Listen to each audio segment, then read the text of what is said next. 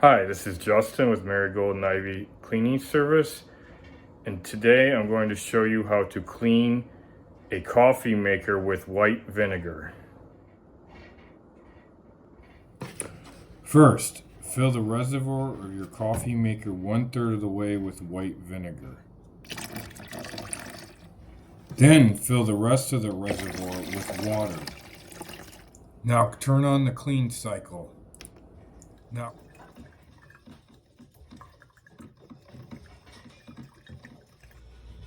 After it has cycled through, dump out the vinegar and water.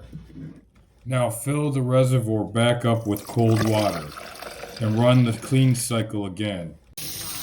Once it has gone through the cycle again, dump out the water and wash the coffee pot.